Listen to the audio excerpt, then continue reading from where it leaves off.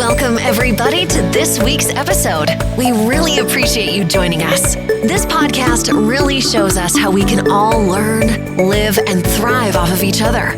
By sharing our knowledge through our conversations, we will impart some knowledge whilst learning ourselves how to progress even further. Here is your host. Hello and welcome back to Around the World Today, the podcast where we explore deeper stories behind global headlines to give you a clearer picture of the world we live in. I'm your host, Terry Davis, and you are joining us for the final episode of our short series in Series 7 on UK transport. Over the past few episodes, we've looked at various aspects of the UK transport system, from bus services and aviation to the debate over rail renationalisation. Today, we are bringing it all together to discuss the concept that could be key to revolutionising transport across the UK. Integrated transport networks. So, what exactly is an integrated transport network? It's simple.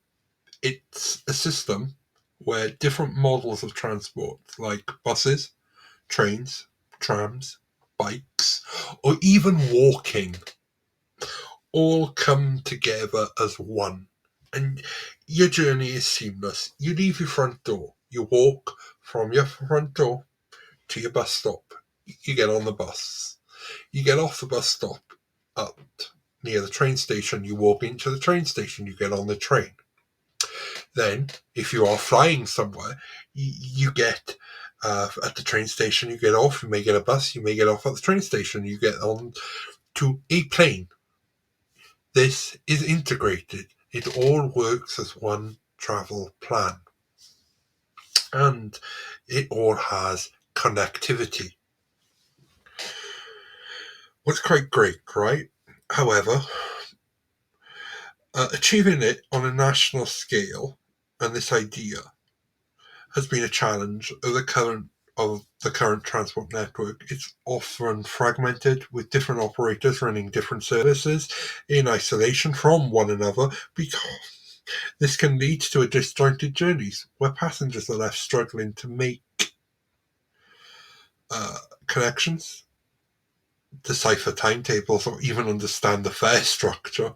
For instance, a sample trip that involves taking a bus to the train station, followed by the train, then another bus, might require multiple tickets, apps, and fare payments, each with its own pricing structure. The lack of integration not only causes inconvenience, but also discourages people from using public transport in the first place.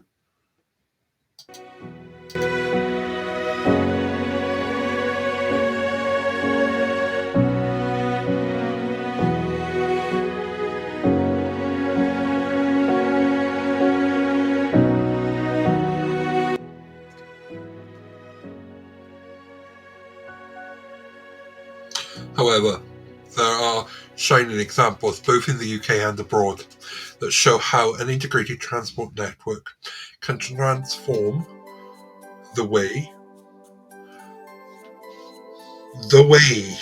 we travel. One of the most successful models can be found in London. Transport for London, TfL, oversee nearly all forms of public transport in the capital. Buses, the underground trams, river services, and even bike sharing schemes.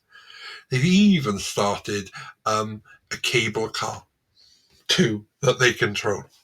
What's quite interesting, right? It is. They have an Oyster card system and now contactless payment systems that allow passengers to switch between different modes of transport with a single trip tap, making it travel across the city smooth, straightforward, The level of integration in London's transport network is a model that many cities around the world aspire to.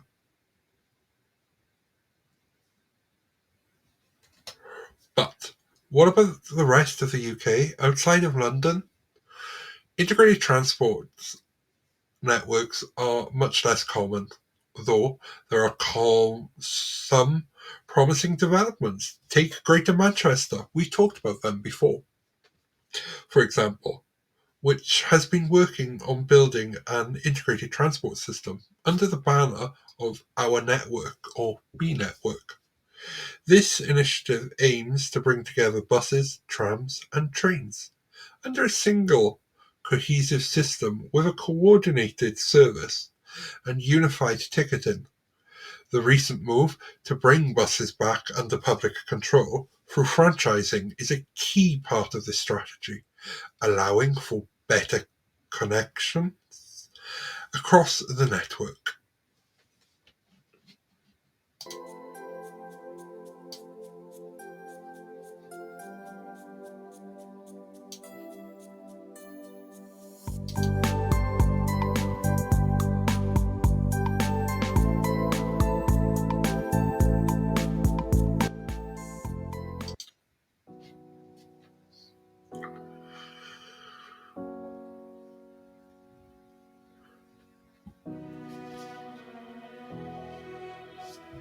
Scotland is also making strides in the area, practically in cities like Edinburgh and Glasgow, where there are ongoing efforts to integrate bus, rail, and tram services.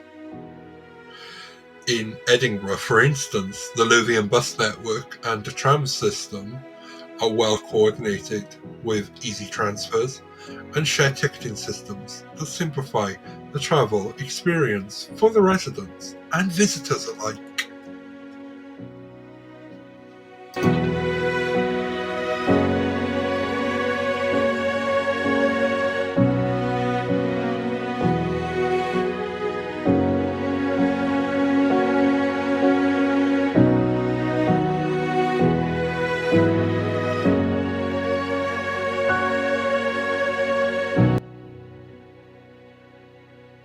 Looking beyond the UK, there are global examples that offer valuable lessons in how to develop truly an integrated transport network.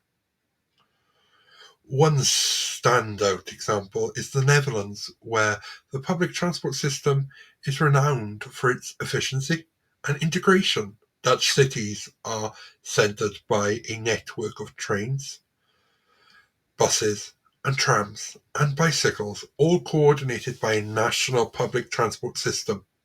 A single OV checkpot allows passengers to use virtually all forms of public transport across the country, making travel seamless and straightforward. The Dutch approach highlights the benefit of a coordinated national strategy supported by investment in infrastructure and technology.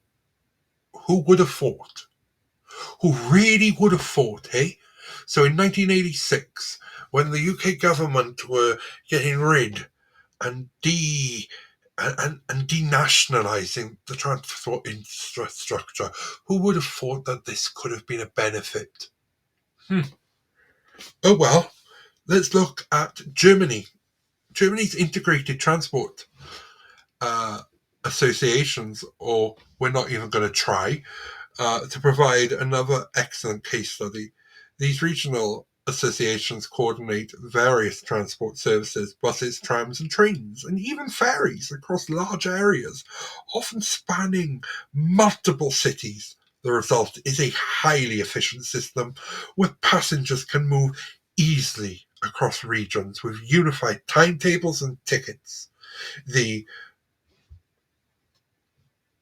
Germany's Integrated Transport Associations model shows how regional collaboration can achieve high levels of integration, even in areas of multiple transport operators.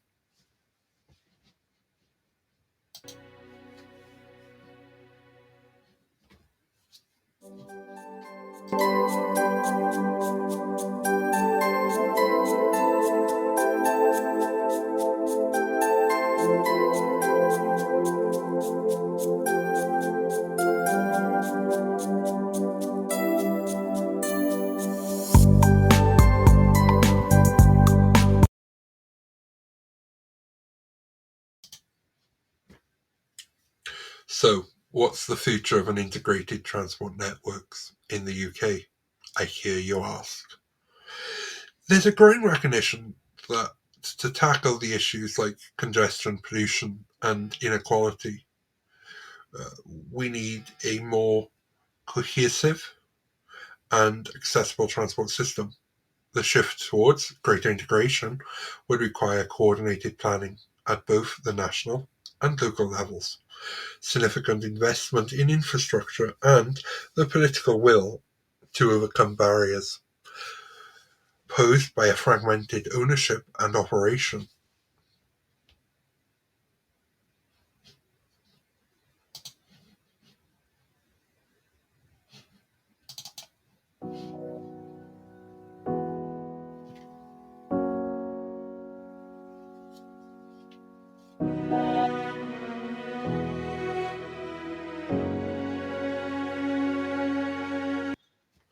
One of the key challenges will be achieving integration in rural areas where public transport services are often sparse and poorly connected.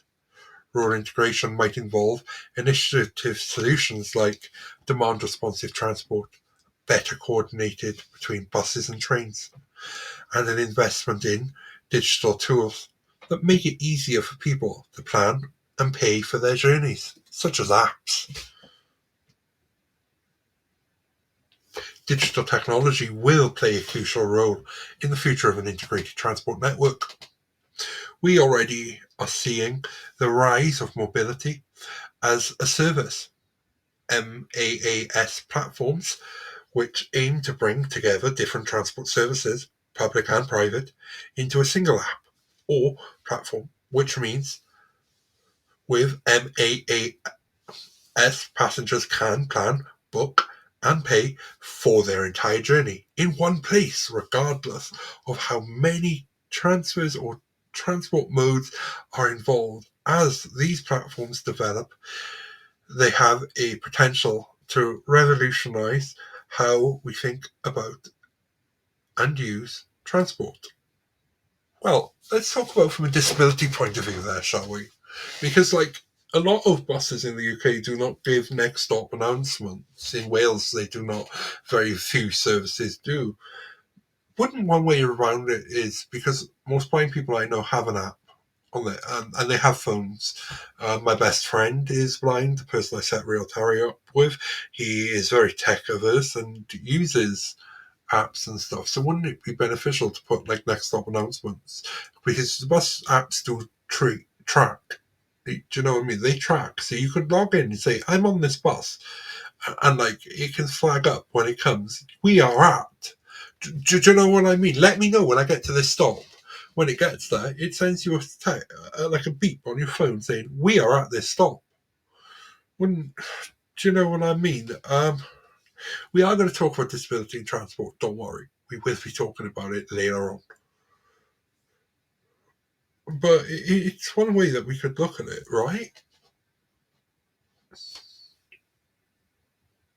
In conclusion, the future of an integrated transport networks in the UK looks promising, but will require a concerted effort from government. You can see this in Wales. They're trying to bring Transport for Wales in, and we've talked about them, and they're trying to bring this in to show us how. And like to take that, bring back that regulatory control that local authorities used to have before privatisation.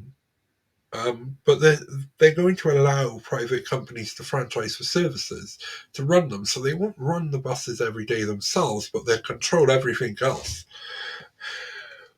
Uh, so you know, transport operators and local communities to make it a reality. The benefits of such an integration are clear: easy, more efficient travel, reduced congestion and pollution, and a more inclusive system that works for everyone, no matter where they live. As we move forward, we must continue uh, to look at successful models, both at home and abroad, learning from their success and adapting their approaches to our unique contexts.